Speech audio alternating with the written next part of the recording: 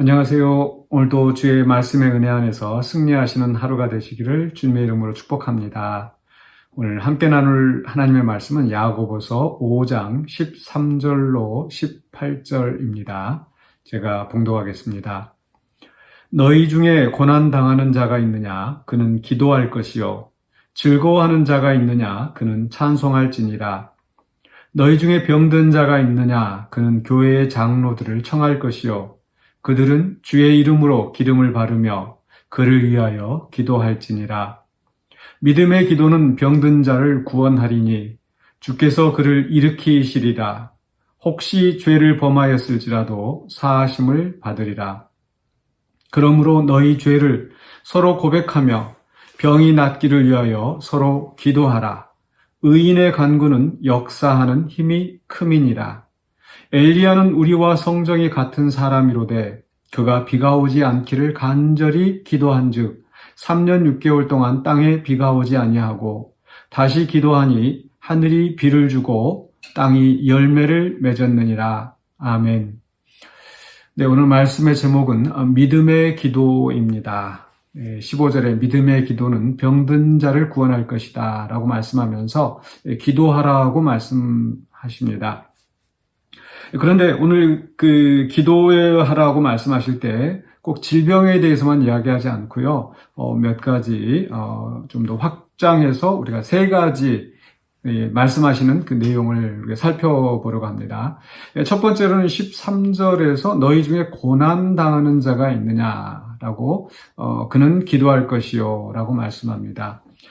고난당한다라는 것은 물론 이제 질병도 고난의 일부일 수 있겠습니다만은 보통의 경우는 이 고난이라고 하는 것은 외부에서 오는 박해 또 외적인 어려움이라고 볼 수 있겠습니다.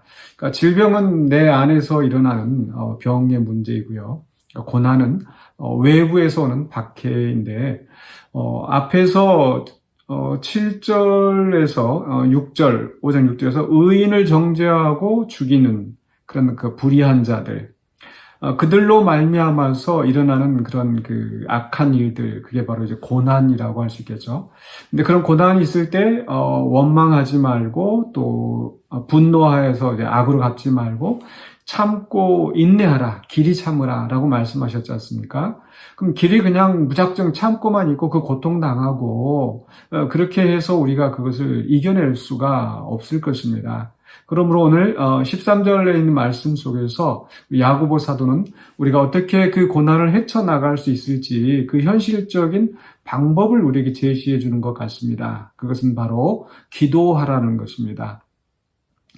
그러니까 이 기도하는 것은 물론 우리를 하나님께서 우리 고난 가운데 건져달라고 하는 기도일 수도 있고요.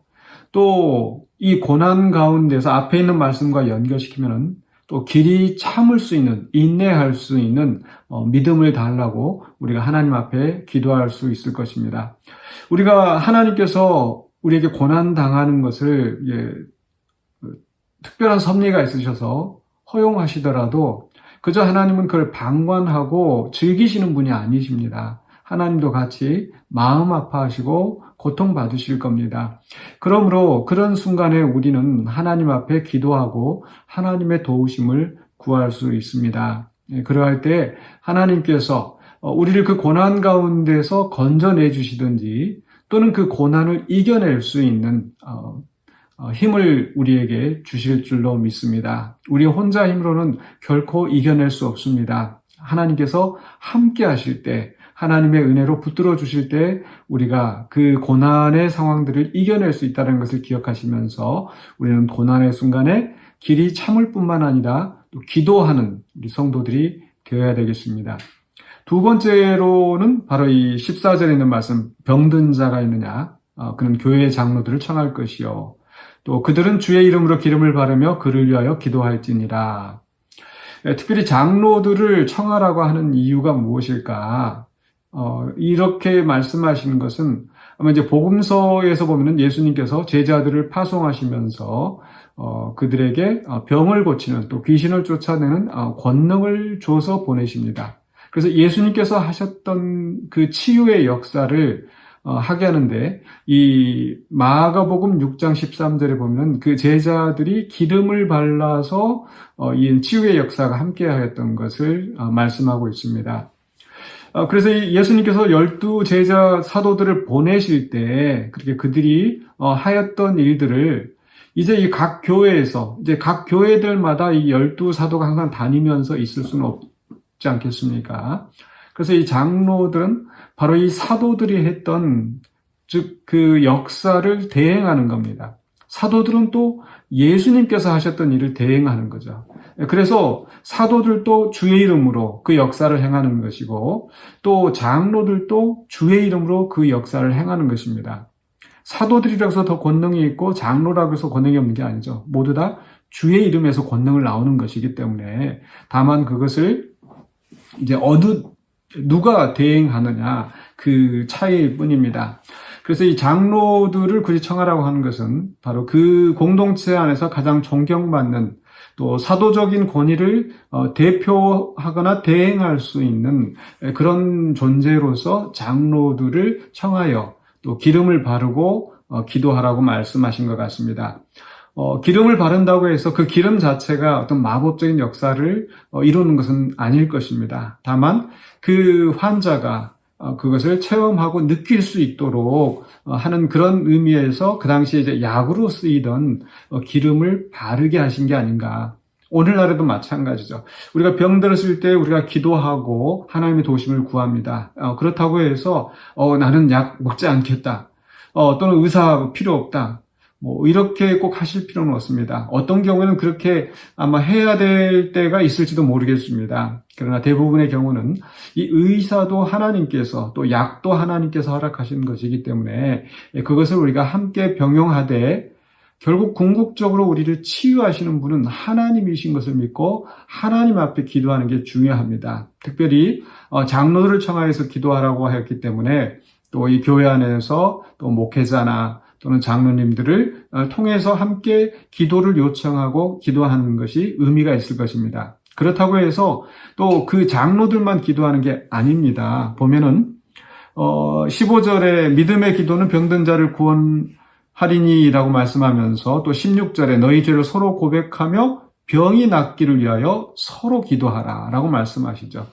즉 꼭 장로들만, 또 특별히 택함 받은 자들이나 뭐 어떤 종교적인 어떤 직분이 있는 자들에게만 이런 역사가 일어나는 게 아니라는 거죠. 물론 교회 질서를 위해서 장로를 청하여서 이렇게 기도하는 것도 필요하지만, 그러나 서로 기도할 수 있다는 거, 누구라도 주의 이름으로 함께 기도하기를 우리 야고보 사도는 원하고 있는 것 같습니다. 그러므로 우리가 서로 병이 낫기를 위해서 기도하고, 또 내가 어떤 문제가 있을 때, 질병이 있을 때, 어려움 당할 때, 또 공동체 안에서 또 이렇게 함께 우리가 기도 제목을 나누고 기도하는 것, 분명히 주님께서 역사하실 줄로 믿습니다. 그래서 우리가 병이 있을 때 항상 같이 함께 기도하기를 원합니다. 물론 우리가 이렇게 기도할 때에 과연 내 기도가 들을 수 있을까? 내가 뭐라고 하는 그런 생각이 들 수도 있을 것입니다. 거기에 대해서 이 17절에 이 야고보 사도는 엘리야는 우리와 성정이 같은 사람이로되 라고 그 예를 들고 있죠. 그래서 엘리야는 정말 하나님의 부르심을 받은 선지자로서 비가 오게 하고 하늘에서 불이 내려오기도 하고 이런 엄청난 기적을 행하였던 그 선지자인데, 사실 그도 우리와 똑같은, 성정이 똑같은 사람이라는 거죠. 그렇기 때문에 사도들이나 또는 장로들이나 또 구약의 선지자들이나, 또 우리가 한 공동체 안에서 우리가 같이 신앙생활하는 내 주변의 형제 자매들 다 똑같은 성정을 가진 사람들이지만, 중요한 것은 믿음의 기도, 믿음을 가지고 기도하는 자나 또 기도를 받는 자가 다 믿음으로 기도할 때에 하나님께서 역사하실 것입니다. 물론 때로는 하나님께서 우리에게 그 바울 사도의 육체 가시처럼 당장에 낫게 하시지 않을 수도 있습니다. 좀 시간이 걸릴 수도 있습니다. 또는 어떤 경우에는 그 병을 우리가 안고 끝까지 가야 될 수도 있습니다. 그러나 우리는 여전히 하나님 앞에 우리를 불쌍히 여기시고 우리를 치료해달라고 기도해야 합니다. 그럴 때 하나님께서 역사하실 줄로 믿습니다. 어떤 모양으로든 역사하시고 또 우리가 그것을 이길 수 있는 힘을 우리에게 주실 것입니다. 그러므로 우리는 병들어 있을 때 믿음의 기도를 해야 되겠죠. 세 번째로는 바로 죄 사함을 위한 기도입니다. 15절에서 이 말씀을 덧붙입니다. 혹시 죄를 범하였을지라도 사하심을 받으리라. 모든 질병이 죄 때문에 오는 것은 아닙니다. 그러나 때로 우리가 범죄했을 때 하나님께서 질병을 통하여서 우리를 치시기도 하십니다. 그래서 어떤 질병이 있을 때 혹시 그것으로 말미암아서 내가 죄가 생각이 나거든 그 죄를 자복하고 함께 기도하라. 그러면은 죄 사함을 얻게 하는 그런 역사가 또 병이 나을 뿐만 아니라 죄를 사하시는 하나님의 역사함이 있다라는 겁니다. 이 부분에 대해서 이제 카톨릭 같은 경우는 이 신부 앞에 가서만 고해성사하는데 이것은 우리가 또 서로 고백하며 서로 기도하라고 했기 때문에 공동체 안에서 얼마든지 이루어질 수 있는 일입니다. 물론 내가 이것을 어떤 내 은밀한 죄를 고백했을 때 또 이것이 다른 사람에게 퍼져나갈 수 있는 그래서 더 어려운 시험에 들 수 있는 이런 위험이 있습니다. 그렇기 때문에 그런 부분에 대해서는 굉장히 또 조심스럽고 또 지혜롭게 접근을 해야 되겠죠. 그러나 분명한 것은 우리가 하나님 앞에 죄를 고백하고 하나님 앞에 기도할 때 하나님은 우리 죄를 용서해 주신다는 겁니다. 반드시 그 믿음의 기도, 엘리야가 그 기도 응답을 받고 놀라운 이적을 행하였던 것처럼 우리 의인의 기도는 간구하는 그 역사하는 힘이 있다라는 것을 우리가 기억해야 되겠습니다. 그래서 오늘 주신 말씀 기억하시면서 우리가 고난당하였을 때, 또 질병으로 인하여서, 또 죄로 인하여서 또 문제가 있을 때 우리는 하나님 앞에 믿음으로 기도함으로 또 응답받으시고 문제를 해결받으시는 저와 여러분이 되시기를 주의 이름으로 간절히 축원합니다. 기도하겠습니다. 사랑해 주는 은혜를 감사합니다. 우리에게 이 땅에 살아가는 동안에 많은 어려움과 아픔이 있다 할지라도 또 그 속에서 기도할 수 있는 힘을 우리에게 주시고 또 우리의 기도에 응답하시는 하나님을 믿게 하시니 감사합니다. 우리가 낙심하지 않게 하여 주시고 기도함으로 끝까지 이기며 또 견디며 또 주의 뜻을 행할 수 있는 우리가 되게 하여 주시옵소서. 또 이 시간에도 여러 가지 병으로 육체의 질병으로 인하여서 고통받고 있는 형제자매들 하나님께서 기억하여 주시고 그 병의 치유함 역사를 경험하고 또 주께 영광 돌리는 간증하는 주의 아름다운 덕을 널리 선포하는 우리 형제자매들 우리 모두 되게 하여 주시옵소서. 예수 그리스도 이름으로 기도하옵나이다. 아멘.